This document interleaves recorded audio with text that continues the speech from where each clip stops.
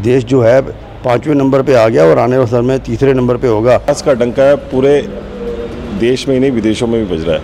काम जो भी काम करते हैं वो 1 नंबर का काम होता है, 1 नंबर पर रहता है। आज बेटियों को उन्होंने फाइटर पायलट तक बना दिया। इस खंडेलवाल जी को चुनना है, इसलिए जेपी जी को नहीं चुनना है। नमस्कार, हम इस समय अशोक विहार क्षेत्र में बैठे हुए हैं, जहां भाजपा के कुछ कार्यकर्ता और कुछ पदाधिकारी मौजूद हैं। बता दें, ये क्षेत्र चांदनी चौक लोकसभा के अंतर्गत आता है, जहां से कांग्रेस से जेपी अग्रवाल को टिकट दिया है। वहीं भाजपा ने प्रवीण खंडेलवाल को चुनावी मैदान में उतारा है। आइए इन्हीं से जान लेते हैं कि क्या माहौल चल रहा है, क्या लग रहा है कि इस बारी मोदी जी का जो एजेंडा है 400 पार का, वो पूरा हो रहा है कि नहीं हो रहा है। बीजेपी के दफ्तर में अपना परिचय दे दीजिएगा पहले। Doctor Mahendra Nagpal, x MLA हूँ और राष्ट्रीय संयोजक हूँ विशेष संपर्क विभाग का। जी, मतलब क्या लग रहा है इस बारी 400 पार और दिल्ली की 7 सीटें मोदी जी को मिल रही हैं? देखिए, भाजपा कार्यालय में पूछ रहे हो हमारे से, हम तो कह ही रहे हैं कि 400 पार है। अब तो जनता बोलने लग रही है, पूरा देश बोल रहा है 400 पार, तो इसमें कोई कहने वाली बात नहीं है। दिल्ली की 7 सीटें आएंगी। 2014 में भी आई थी, 2019 में भी आई थी और 2024 में भी आएंगी। अच्छा, अभी हम चांदनी चौक गए थे तो बता रहे हैं वहाँ पे कि जो छोटा व्यापारी है वो सरकार से कुछ हद तक नाराज़ चल रहा है, तो नाराज़गी कैसे दूर हो पाएगी? देखिए, ऐसा है, ये विपक्ष की एक प्रोपोगंडा है। कोई नाराज़ नहीं है, सब लोग मोदी जी से खुश हैं। और ठीक है कि व्यापार के अंदर हर समय ऐसा मौसम नहीं होता कि ग्राहक आए। उस समय दिवाली के समय में और बात होती है, इस तपती गर्मी में ग्राहक नहीं आता तो आदमी खाली बैठता तो कुछ ना कुछ कहता ही रहता। साल भर तपती गर्मी की बात नहीं हो रही है, साल भर की बात हो रही है। नहीं, ऐसा कुछ नहीं है। मैं भी व्यापारी हूँ, मैं भी छोटा व्यापारी हूँ, मुझे तो कोई ऐसी कठिनाई कभी नहीं नज़र आई। अच्छा, एक मुद्दा MSME को लेकर भी उठ रहा है, जो क्रेडिट 45 दिन का जो दिया है कि 45 दिन तक कोई पार्टी सामान लेती है और पैसा नहीं दे पाती है, पेमेंट नहीं करती तो पेनल्टी पड़ेगी। इसको लेकर क्या है? देखिए, ऐसा है, ये दोनों के लिए है। जो माल खरीदेगा उसके लिए भी, जो माल बेचेगा उसके लिए भी है। शुरू में कोई भी चीज़ आती है कठिनाई लगती है, ऐसा लगता है। जैसे GST आया था तब भी ऐसा लगता था, लेकिन आज लोग खुशी से काम कर रहे हैं। मोबाइल आया था तब भी लोगों को बड़ा परेशान करता था, और जो अब आजकल तो सब्जी वाले भी मोबाइल के थ्रू जो है पेमेंट करने लग गए हैं। शुरू में कुछ बातें ऐसी आती है, लेकिन उसके बाद सब नॉर्मल हो जाता है। तो प्रवीण खंडेलवाल जी का क्या लग रहा है, कितने मार्जिन से जीत रहे हैं? पहले से ज़्यादा वोटों से जीतेंगे मैं जो समझता हूँ। 3-4 हर्षवर्धन जी का भी रिकॉर्ड टूटेगा इस बारी? बिल्कुल टूटेगा, बिल्कुल टूटेगा। ये हर्षवर्धन जी तो बड़े कद्दावर नेता थे, टिकट नहीं दिया पार्टी ने। देखिए, इस समय मोदी जी के नाम के ऊपर जो इलेक्शन चल रहा है, मोदी जी ने काम किया है और देश जो है 5वें नंबर पे आ गया और आने वाले समय में 3रे नंबर पे होगा। और 2047 के अंदर विकसित भारत का जो सपना मोदी जी ने देखा है वो पूरा होते हुए साफ हमें नज़र आ रहा है। इससे बड़ी कोई बात हो ही नहीं सकती। लोग काम के ऊपर वोट देते हैं, किसी और बात पे वोट नहीं देते। काम के अंदर हर आदमी मानता है कि मोदी जी ने काम किया है, कहीं पे ऐसा काम देखने को नहीं मिला। जितेंद्र खत्री, कार्यकर्ता हूँ भाजपा। अच्छा, कांग्रेस एक आरोप और लगा रही है, एक बात और निकल के आ रही है कि मोदी जी ने जो 6 चेहरे हैं, 7 लोकसभा सीटें हैं और 6 चेहरे बदल दिए। यानी मोदी जी अपने प्रत्याशियों पे, अपने जो सांसदों पे खुद ही विश्वास नहीं जता पा रहे हैं, तो जनता क्या विश्वास जताएगी? हो सकता है इस बारी टिकट मिला, इस बारी फिर बदल दिया जाए। ऐसा नहीं है, पार्टी की अपनी रणनीति है। रणनीति के हिसाब से पार्टी अपना काम करती है और हम अपनी रणनीति किसी से शेयर नहीं करते। पार्टी में चुनाव के दौरान टिकट बदलना स्वाभाविक बात है, हमने निगम में भी बदले हैं। और कार्यकर्ता, नए कार्यकर्ता, पार्टी बड़ी है, नए कार्यकर्ताओं का भी समावेश होता रहता है समय समय पर। जी, अच्छा, देश के जो चुनाव हैं वो किन मुद्दों पे भाजपा ले जा रही है? किन मुद्दों पे हो रहे हैं चुनाव? आपके लिए क्या मुद्दे हैं जनता के बीच जब आप जा रहे हैं? तो देखिए, मोदी जी ने देश का गौरव बढ़ाया है। हमारे पासपोर्ट की कीमत देखो कितनी बढ़ गई है, पासपोर्ट की इज्जत देखो। हमारे को पहले भारतीय को किस सम्मान से के साथ हमारी चेकिंग होती थी, पाकिस्तान की देखो ना क्या हालत है। हमारे देश के जो हम बाहर जाते हैं तो हमारी क्या इज्जत होती है, सम्मान होता है। ये हमारे मोदी जी के विदेश नीति दिखाती है कि मोदी जी जो भी काम करते हैं वो 1 नंबर का काम होता है, 1 नंबर पर रहते हैं हम। तो जनता इस बारी जो वोट दे रही है वो प्रवीण खंडेलवाल का चेहरा देखकर दे या मोदी का चेहरा देखकर दे, क्या लगता है? प्रवीण खंडेलवाल जी हमारे व्यापारी नेता रहे हैं, बड़े नेता हैं व्यापारी, और मोदी जी ने उन पर विश्वास जताया है। कार्यकर्ता हैं पार्टी के, बहुत पुराने कार्यकर्ता हैं, तो वो पार्टी की अपनी रणनीति है, उसके अनुसार काम। पार्टी की अपनी रणनीति है जी, ये तो अभी रिजल्ट ही बताएगा कि रणनीति कितनी कारगर होती है। रिजल्ट तो हम डॉक्टर हर्षवर्धन जी को जितनी वोट मिली थी उससे भी ज़्यादा वोटों से हम जीत रहे हैं। अच्छा, मैं बैठा था चांदनी चौक में, तो प्रहलाद साहनी जो वहाँ से विधायक हैं, उनका कहना था कि जो पहले मुझसे जब लड़ने के लिए आए थे प्रवीण खंडेलवाल, वो तब भी कह रहे थे सारा व्यापारी मेरे साथ है। बोला चुनाव नतीजे ने बता दिया उन्हें कितना व्यापारी उनके साथ है। देखिए, समय बड़ा बलवान होता है, उस समय का कुछ और था, आज का समय कुछ और है। उस समय का समय कुछ और था, आज का समय कुछ और है। बिल्कुल है। सर, अपना परिचय दे दीजिएगा। राज सिंह चौहान, पूर्व जिला अध्यक्ष हूँ बीजेपी। कहाँ, कौन से जिले से? उस टाइम नरेला हुआ करता था, नरेला जिला, तो उसका मैं पूर्व जिला अध्यक्ष हूँ। क्या लग रहा है इस बारी 400 पार। भाजपा के पदाधिकारी इसलिए तो नहीं कह रहे हैं आप? नहीं, मैं नहीं कह रहा, पब्लिक कह रही है, पब्लिक की आवाज़ है। पब्लिक की आवाज़ है। मोदी जी के काम, मोदी जी का जो विकास का जो कार्य हुआ है देश में, वो 400 पार कराएगा। जनता एक सवाल कर रही है, मैं एक इंटरव्यू ले रहा था, जनता ने सवाल किया कि मैंने पूछा कि मोदी लहर है कि नहीं है, तो जनता के बीच में से किसी ने कहा अगर मोदी लहर होती तो वोटिंग परसेंटेज इतना डाउन क्यों जाता। पहले दूसरे चरण के चुनाव के रिजल्ट आप देखिए, कहीं 45-48% वोट पड़ रहे हैं। तो लहर को ऐसा क्या हो गया, कोई लहर को ग्रहण तो नहीं लग गया है? नहीं, मौसम का आप देख रहे हो ना, मिजाज कितनी गर्मी है। तो मौसम, लोकसभा चुनाव हमेशा गर्मी में होते आए हैं। नहीं, ऐसा नहीं है। पिछले बार तो ये शायद मई 14 मई तक शायद समाप्त हो गया था पूरा चुनाव। 6 चरण था पिछले बार, 6 चरण पूरे उसमें चुनाव समाप्त हो गया था। इस बार गर्मी कुछ ज़्यादा है। तो चुनावी मिजाज में भी तो गर्मी है, पारा हाई है इस बार। नहीं, चुनावी मैदान में तो गर्मी, तो हमारे भाजपा के पक्ष में गर्मी है ना ये। नहीं, देखिए एक बात और आ रही है। हम आम आदमी पार्टी से मिले, कांग्रेस के नेताओं से मिले, तो ये आया कि जो एक वोट विशेष वर्ग का जो वोट है वो बढ़ नहीं रहा है इस बारी, तो वो भाजपा के लिए परेशानी खड़ी कर रहा है। आपको लग रहा है ऐसा कहीं से? नहीं, वो वोट तो जो मोदी जी के विकास को भी, वो भी वोट मिल रहा है। जो 3 तलाक का मुद्दा मोदी जी ने लिया, उस मुद्दे को उठाया, उसको सोल्व किया, तो वो मिल रहा है ना हमें वो वोट जी। मैं अनिल शर्मा, पूर्व मंडल अध्यक्ष भारतीय जनता पार्टी। सर, एक सवाल है मेरा आपसे, अगर विकास का मुद्दा इतना ही हावी है, ये विपक्ष के सवाल है, तो प्रधानमंत्री नरेंद्र मोदी की सभा पे जाते हैं, मंगलसूत्र की बात करते हैं, मटन खाने की बात करते हैं, और बात करते हैं कि अगर कांग्रेस की सरकार बनी तो आपका लाभ लेकर एक विशेष वर्ग को दे दिया जाएगा जो ज़्यादा बच्चे पैदा करता है। जाहिर सी बात है, हर कोई समझ गया कि इशारा किस तरफ था। तो इन सब बातों की जरूरत पड़ ही क्यों रही है? देखो, समस्याएं जो भी हैं उसकी चर्चा तो करनी पड़ेगी ना। चुनाव है, चुनाव में अगर सच नहीं बोलेंगे तो कब बोलेंगे? बाकी पार्टियां तो झूठी बोल रही हैं। और रही विकास की बात, जो क्या झूठ बोल रही हैं बाकी पार्टियां? बाकी पार्टियां जो भी मुद्दे उठा रही हैं, विकास नहीं है, जॉब नहीं है, जितने भी विषय वो बोल रही हैं, किसी में सच्चाई कोई है? विकास का डंका अपने देश में ही नहीं, पूरे देश विदेशों में भी बज रहा है। आप देख रहे हैं कि हमारे पड़ोसी देशों में भी वहाँ के जो नागरिक हैं वो ये कह रहे हैं कि ऐसे कर्मठ और जुझारू प्रधानमंत्री हमारे देश में भी होने चाहिए, तो हमारे देश भी उसी तरह विकास करेगा जैसे भारत विकास कर रहा है। अच्छा, एक कहावत है कि जिसने चांदनी चौक जीत लिया उसी पार्टी की सरकार केंद्र में बनती है, एक कहावत है। तो इसके लिए तो चांदनी चौक जीतना बहुत ज़रूरी है। तो क्या लग रहा है इस बारी खंडेलवाल जी का डंका बज रहा है यहाँ पे अच्छे से?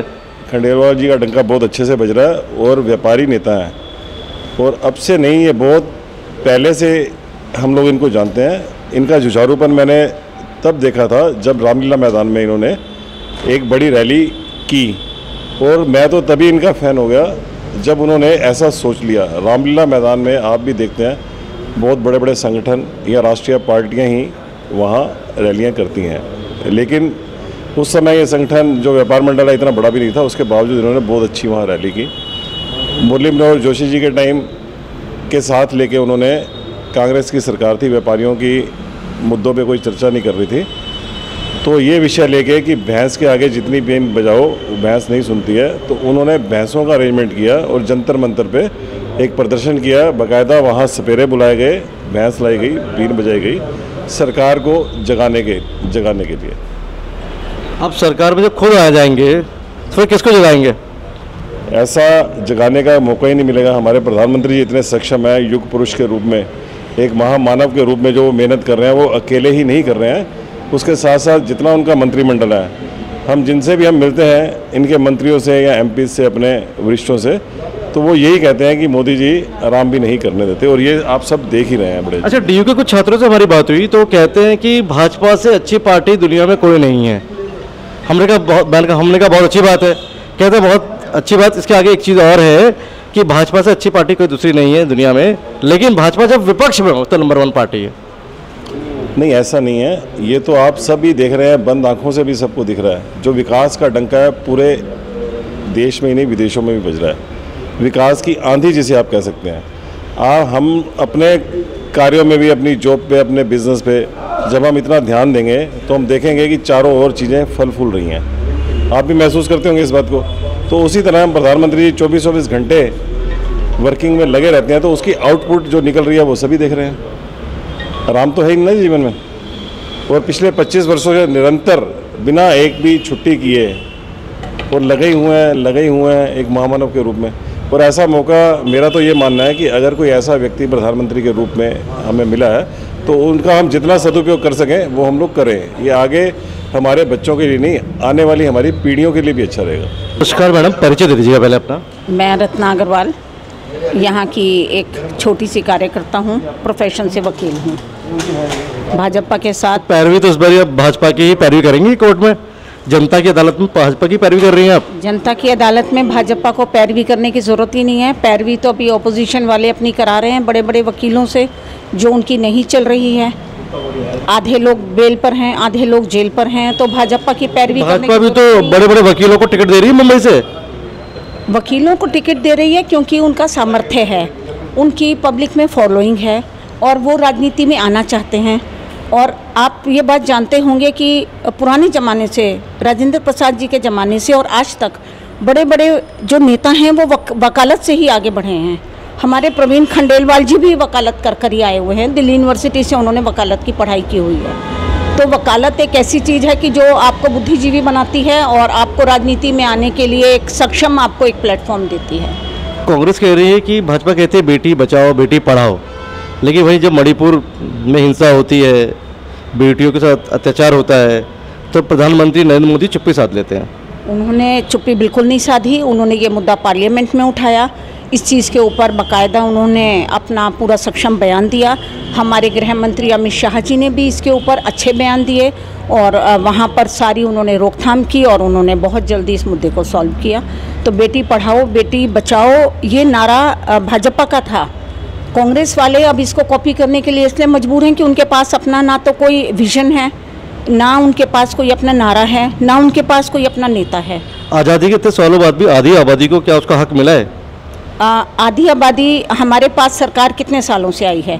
बहुत कम समय के लिए हमारे पास वाजपेयी जी की सरकार आई थी। आज जब मोदी जी की सरकार आई है तो आप आज देखिए कि आज बेटियों को उन्होंने फाइटर पायलट तक बना दिया। इससे ज़्यादा आपको आज़ादी में हमारे लिए क्या संबलपन चाहिए? 33% आरक्षण कर दिया महिलाओं के लिए, उन्होंने ट्रिपल तलाक हटा दिया और फाइटर पायलट तक हमारी आज बहनें उड़ा रही हैं। चांद पर जाने की जब बारी आएगी तो वो चांद पर भी जाएंगे। तो इससे ज़्यादा सक्षम हमें क्या बनाना है उन्होंने?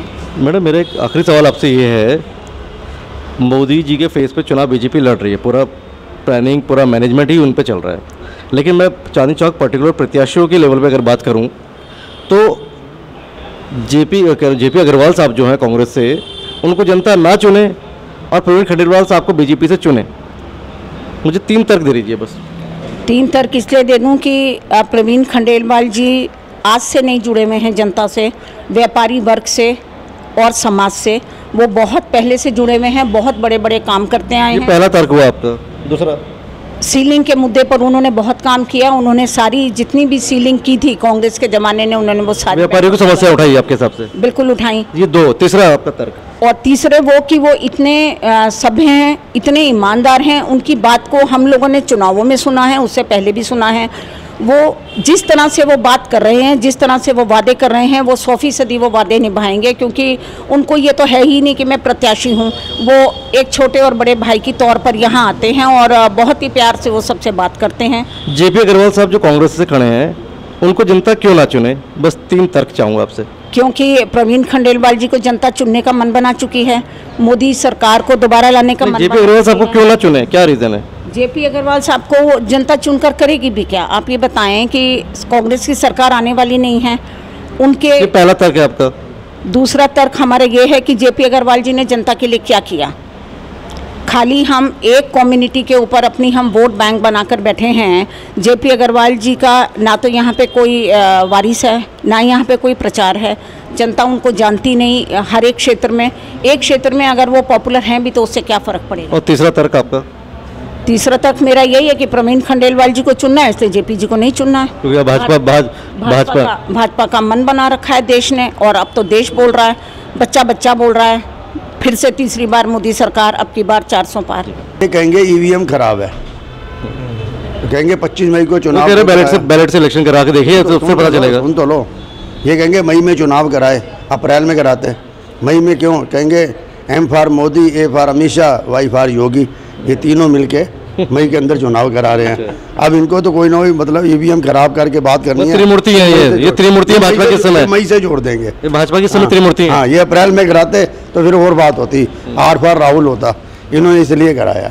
अच्छा, इस वजह से मई में कराया। लेकिन अब चलिए, ये तो मैंने मान लिया नहीं, ये 6 चरण के चुनाव, तो इसका मतलब बीजेपी हावी है। 6 चरण के जो चुनाव हो रहे हैं, कल को मिला के 6 चरण के चुनाव हो जाएंगे, बीजेपी हावी रहेगी, क्योंकि मई में चुनाव हो रहे हैं। मैं आपको बताऊं, ये जून और अप्रैल का क्या हिसाब किताब है? अप्रैल और जून में भी तो चुनाव हुआ है, उसमें क्या? देखिए, ऐसा है, ये चुनाव 44 दिन का चुनाव है। जो 2019 का चुनाव था 39 दिन का था, और वो जो चुनाव था 36 दिन का था 2014 वाला। तो गर्मी बहुत भयंकर है इस समय, और हम लोग जो है जयप्रकाश अग्रवाल से चुनाव नहीं लड़ रहे, हम तो गर्मी से चुनाव लड़ रहे हैं। हमारे कार्यकर्ता कितना पसीना बहा के गर्मी का जवाब देते हैं, ये तो आने वाली परसों की डेट के अंदर जब वोटिंग आएगी, परसेंटेज आएगी, उसके अंदर देखना कि हमारे कार्यकर्ता कितना काम करते हैं। आप मुझे ये बता दो, इस एरिया में कोई आपने जयप्रकाश अग्रवाल का जुलूस देखा है? जयप्रकाश जी को देखा है? कोई कार्यकर्ता को देखा है? कोई गाड़ी देखी है? कुछ नहीं है। वो हार मान चुके हैं, आप ये मानो या ना मानो, लेकिन आपको कवरेज करनी है तो उनका भी पक्ष लीजिए। ये मैं आपको बिल्कुल तस्वीर बता रहा हूँ। एक जगह हमारे सब लोग पद यात्रा कर चुके हैं, रोड शो कर चुके हैं, घर घर पर्ची दिए हैं, उनका कुछ नहीं नज़र आ रहा, बिल्कुल ही। इस बात में तो आप भी सहमत होंगे। जी, ये हमारे साथ थे भाजपा के वरिष्ठ नेता, पदाधिकारी और कार्यकर्ता जन, जो बता रहे थे कि दिल्ली में तो भाई मोदी की ही लहर है। अब ये इनका अपना पक्ष है, अभी देखने वाली बात होगी कि जनता किसकी लहर पे भरोसा करती है। मैं भारत न्यूज़ लाइव के लिए कैमरा पर्सन शिववर्धन सिंह के साथ अजय नौटियाल।